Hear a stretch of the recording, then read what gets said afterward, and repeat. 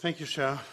Dear colleagues, first let me thank my co-rapporteur, Mr. Vladimir Manka, for the very good cooperation we had in preparing this important draft report on the European Stability Mechanism reform and the so-called European Monetary Fund.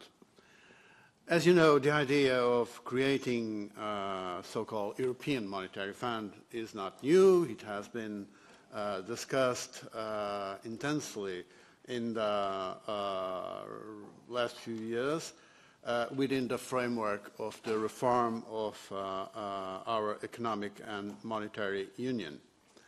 The recent proposal put forward by the Commission in December 2017 on the establishment of European Monetary Fund should be welcome, we think, as an important contribution for this discussion.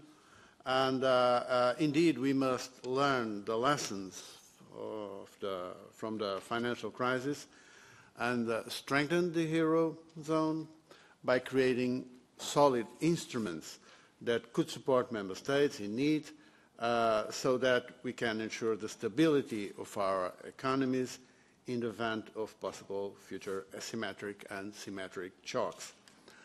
Of course, and this is clearly stated in our draft report, the creation of the European Financial Stability Facility and later on of the European Stability Mechanism have represented, despite its controversial intergovernmental nature, an important step towards the creation of a European crisis management mechanism providing financial assistance to a number of European countries.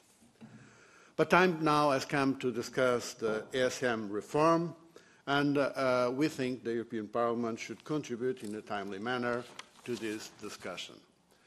The draft report that we are presenting today is ambitious while being also pragmatic.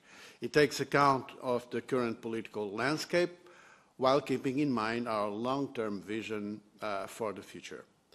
That is why our proposal for the reform of the ESM is based on a two-step approach, making tangible progress in the short term, but also making this Parliament's priorities clear for the medium and long term. On this point, I would like to point out that Parliament should reaffirm, and that's our proposal, the need to integrate the future institution into community law, as it was already stated by this Parliament a number of times.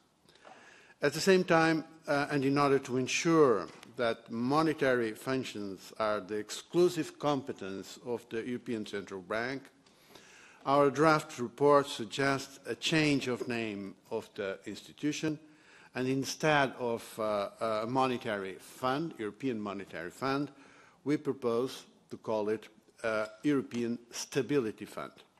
We believe that this denomination is more rigorous and it avoids misunderstandings regarding the distribution of competence, meaning that monetary policy remains a competence of the European Central Bank.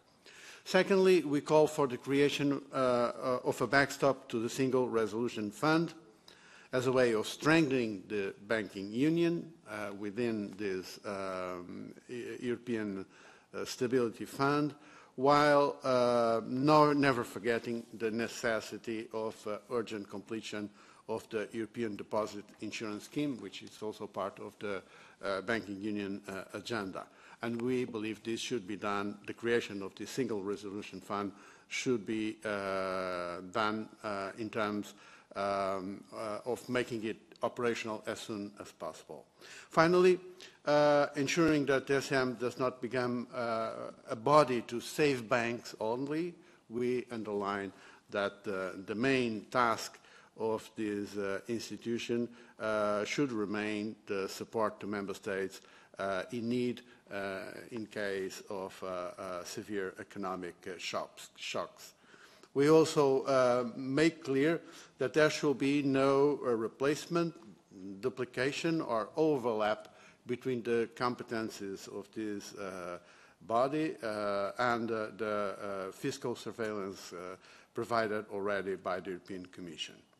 And finally, Chairman, we believe that there is room in the short term to introduce improvements regarding the relationship between the European Stability Mechanism and this Parliament, improving democratic legitimacy and accountability. So we propose the establishment of a memorandum of cooperation between the Parliament and the ESM in line with further and urgent deepening of the interinstitutional cooperation for economic governance in the Eurozone. Those are our proposals, and we are looking forward now to debate with our colleagues in order to get a positive contribution of this Parliament for a very important discussion on the European Economic and Monetary Union reform. Thank you.